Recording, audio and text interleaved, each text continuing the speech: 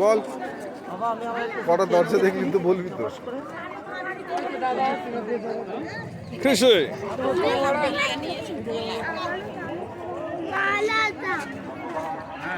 ঢুকে মাঠটাতে শুয়ে থাকবো ওর আগে ঘুরে আসবো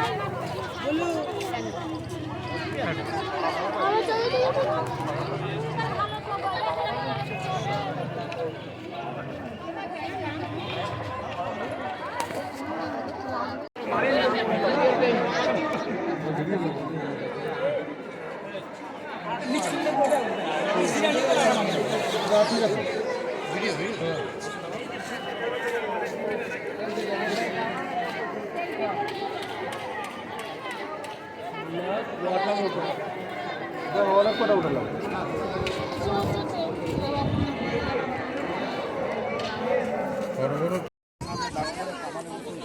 থেকে চোখে দেখে দেখে জিনিসটা বলে বুঝে দেবে আমার বোঝে না ঘরে দুটো জিনিসটা কাছে যাবে যে যত করে ইচ্ছা দেখেন তখন কাজ করতে খোলা কিন্তু একদম ঘরে দুটো কাছে লাগে রাইড করা জিনিসে কিন্তু হাতিয়ার নিষিদ্ধ কেন বললাম পরে খারাপ লাগবে না বুঝলি তুমি তো বললাম না তাহলে আমি শুরু করছি শুরু বাঁদিকে তাকার কামানটা দেখুন আগে ভালো করে কামানটা এই যে বাঁদিকে আর একটা নাম দিকে সিংহর কাছে কামান রাখা আছে ওই কোনাটায় তাহলে এই দুটো কামান কিন্তু কোনো যুদ্ধ করার কামান আমাদের বাংলা বিহার দুই সাইডে রাজধানী শহর তখন মুর্শিদাবাদ ছিল এখন চলছে কলকাতা এটা অ্যাকচুয়ালি বাড়ির একটা দরবার ছিল তাকে বলছে কোর্ট তাহলে এই কোর্টে পণ্যবাবু মির্জাপুরে ফিফ জেনারেশনের কার্যকর এরা পরাধীন ছিল স্বাধীন তো হুমায়ুনরা জজ হয়ে যখন দরবারে উঠছে দুদিক থেকে কামান থেকে উপর দিকে করে ফিরে নবাব থেকে সম্মান জানাচ্ছে এই কামান দুটোর নাম সালামি পরে তুললাম এখন না ছবিতে যেন না এখন আর ছবিতে যেন না এখন মোবাইলটা আপনার কাছে সালাম করতে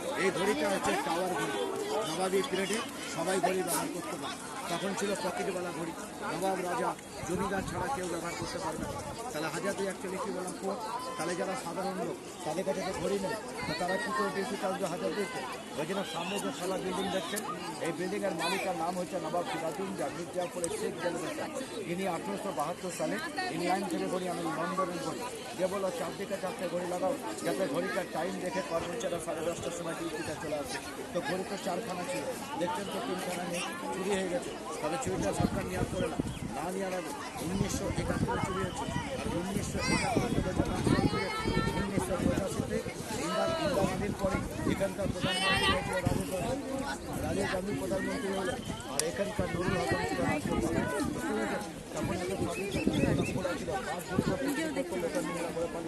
এখন আপনি একটা কাগজ তখন সেটা তালা ডায়াল দেখুন একটা ডায়াল আছে কিন্তু অচল ঘড়িটার সিস্টেম ছিল বছরে দুবার দম দিত দম মানে চাবি দেওয়া ঘড়ি আজকাল ঘড়িটার চাবি লাগে না ব্যাংকিতে চলে তখন বছরে দুবার দম মানে 6 মাস পর পর চাবি দিয়ে দিত আর সারা বছর ঘড়িটা কিন্তু চলতো এখন মেশিনটা নেই তবে ডাইল একটা কাটা আছে তাও আচল কেন বলতো এখন তো পাশে কাটা লম্বা একটা কামান দেখা যাচ্ছে ঝাউ গাছের কাছে আরে এখানে নাও তো কালো কামান আছে না পরে বেরিয়েছে তখন যাবেন যে ছবিতে তুলবেন কামানটার অদ্ভুত নাম কারণ এই কামানটার নামটা ইতিহাস যদি বই কিনেন এর নাম বড় করে লেখা আছে দেখবেন বাচ্চাবালি কামান তবে বাচ্চাবালি নামটার পেছনে কারণ আছে তাহলে এই দেখুন পেছনে আছে দেখুন মসজিদটা হলুদ কালারের পাশে হোটেল আছে না ধাবা হোটেলগুলো এর পেছন দিয়ে একটা নদী যাচ্ছে নাম কি ভাগীরথী ভাগীরথী বুঝতে পেরেছেন তার আজ থেকে 200 বছর আগে কোথায় ভাগীরথী তখন তো একটা জলই ছাড়েনি কিন্তু আগে বর্ষা যখন বর্ষা হয় তখন বর্ষাকালে ক্যানেলে জল জমত আর বর্ষার শেষ গরমে শুকিয়ে যেত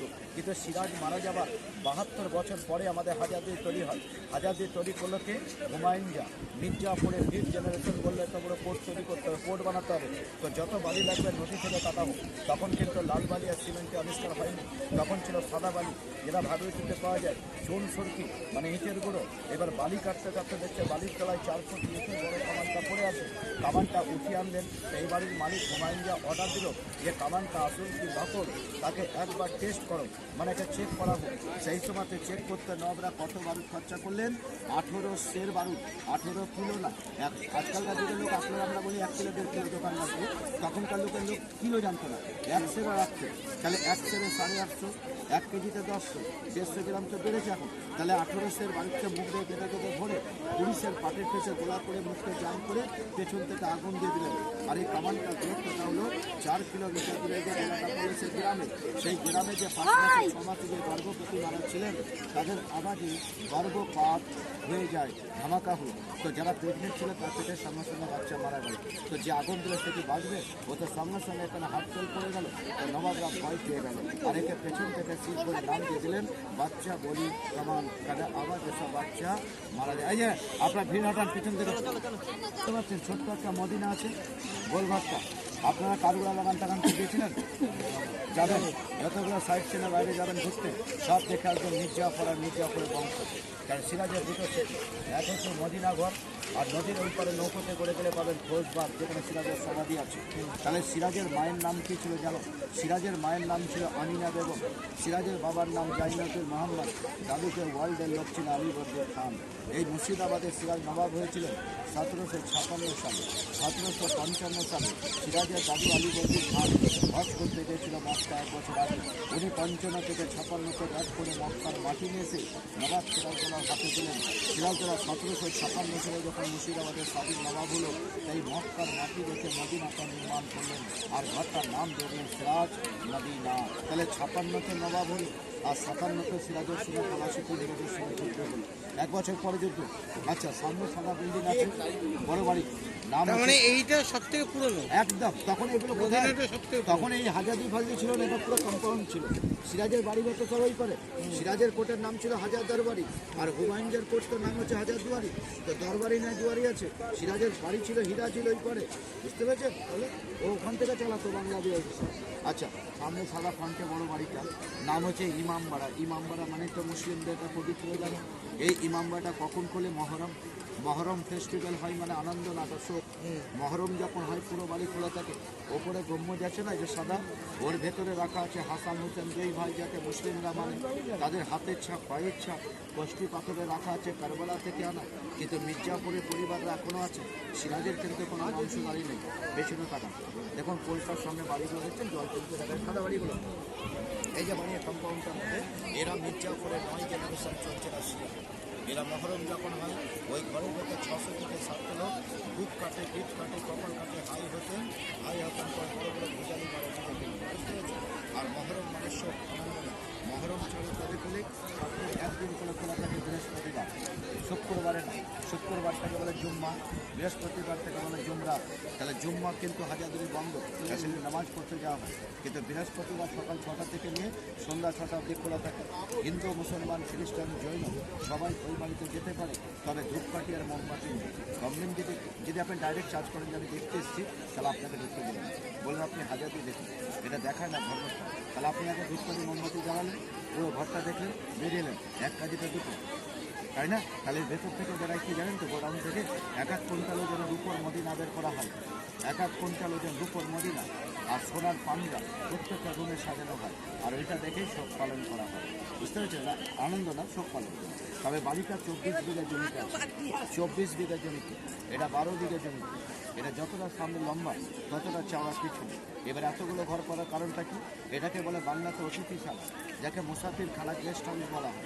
কারণ বাংলা, বিহার, উড়িষ্যা যদি রাজধানী শহর মুর্শিদাবাদ হয়, তাহলে উড়িষ্যা, বিহার থেকে নর্থ উঠে আসবে রাজধানীতে। তারা যে মহরম করে থাকবে কোথায়? ওই জন্য 2 দিকটা গেস্ট হাউস তৈরি করলে, একদিকে মহিলা থাকবে, একদিকে পুরুষ। তাদের থাকা, খাওয়া দাওয়া নর্থে করা শুরু।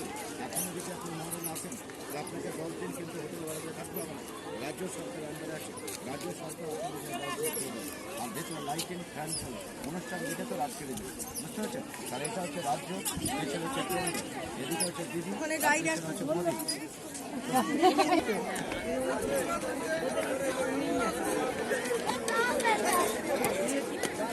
আসো আর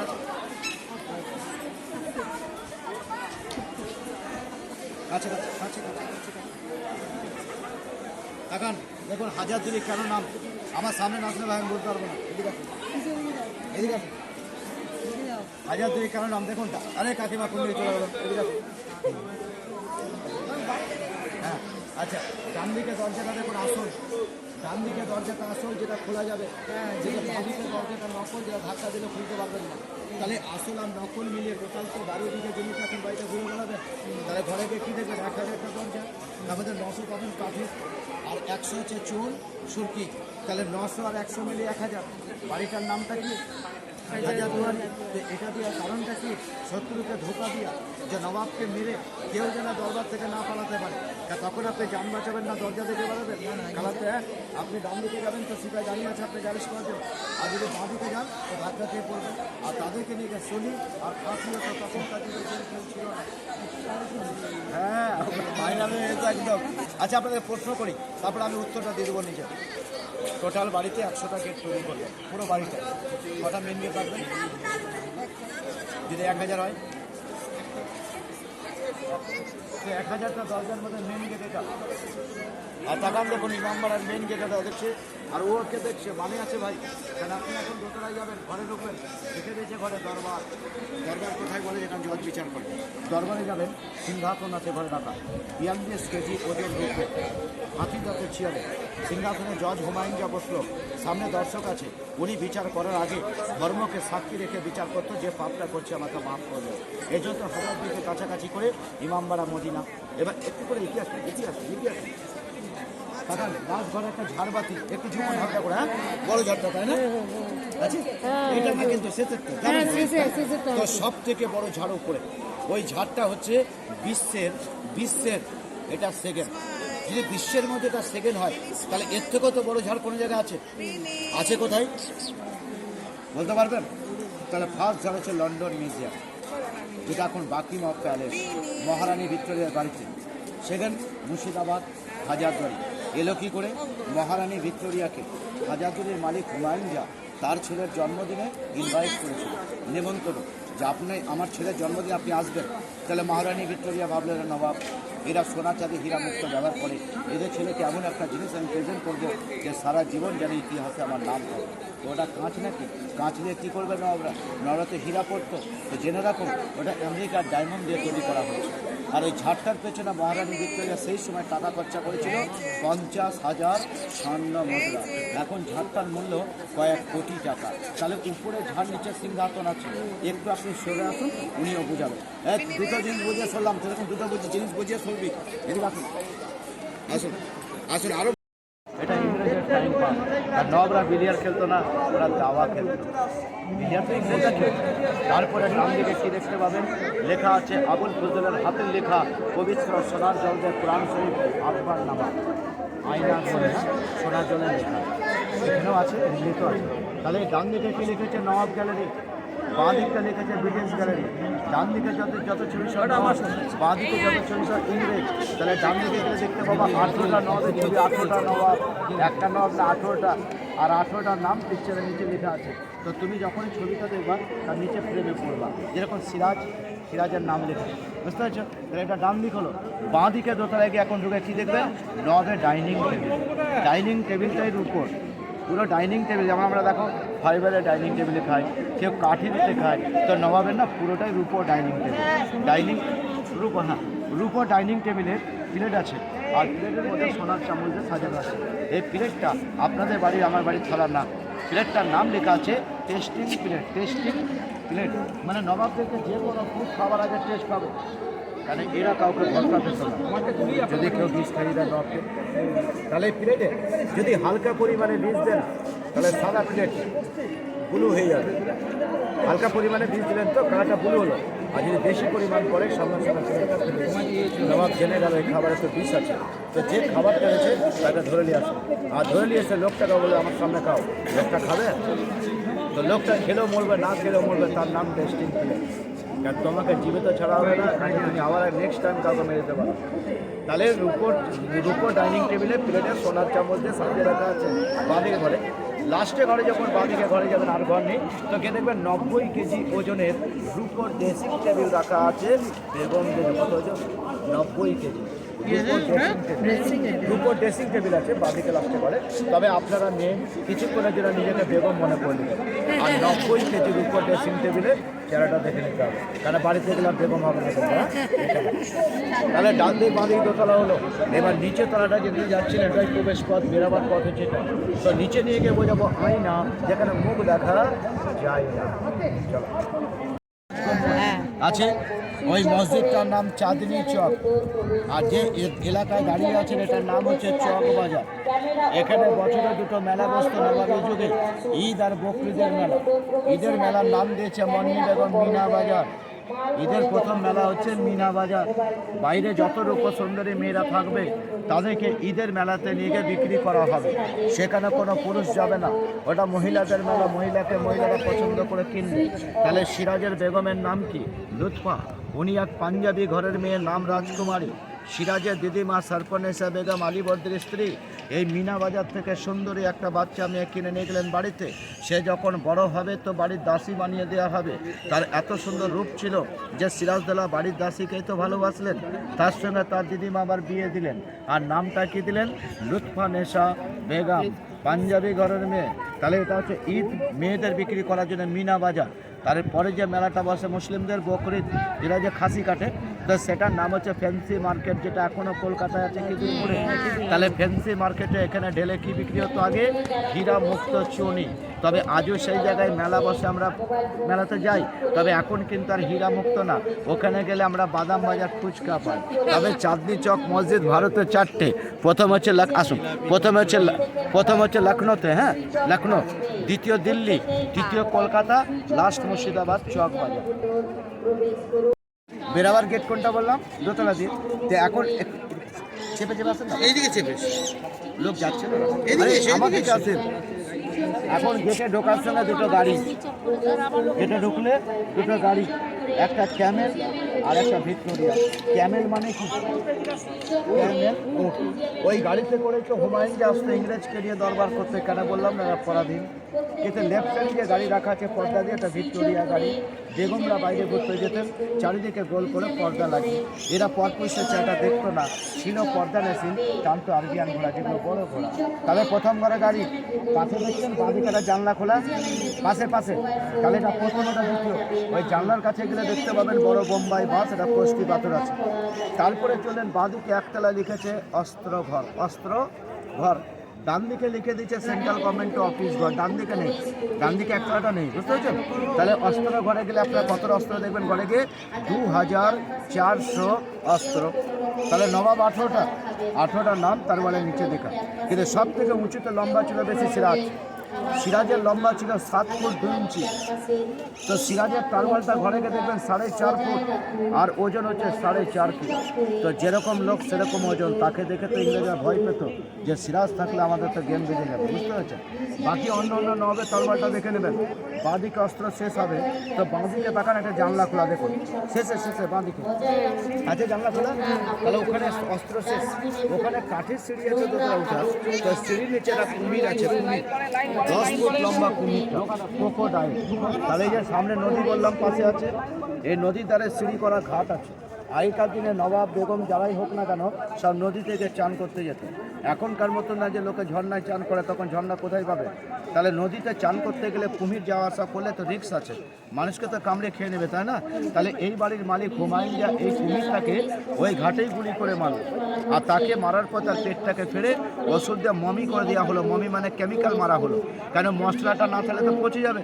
আর কুমিরের কাছে আছে আয়না, যে আয়না মুখ দেখা যায় না। আয়না না দেখলে সিঁড়ি পাবেন না, কিন্তু কুমির দেখে আয়না দেখবেন তবে দোতলা উঠবেন। তাহলে আয়নার কাছে গিয়ে এখন সবাই দাঁড়াবেন। কত লোক ওখানে গিয়ে দাঁড়িয়ে আছে, আপনারা পাশের লোককে দেখছেন, পাশের লোক আপনাদেরকে দেখছে। সবাই মিলে আয়নাটার কাছে উঠছেন বসছেন। যতই চেষ্টা করে যান নিজের চেহারা কিন্তু পাবেন না। আচ্ছা, যদি নিজের মুখ যদি আয়নাতে না দেখা যায়, তো নবাবের আয়নাটা কেন রাখলেন? তার পেছনে তো কারণ ছিল। তো নবাব দোতলায় গেলেন দরবার শুরু করতে। উনি জজ বসে গেলেন দরবারে, সামনে দর্শক আছে, মানুষের কটা চোখ? দুটোই তো, চারটে কোথায় আছে? দুটো।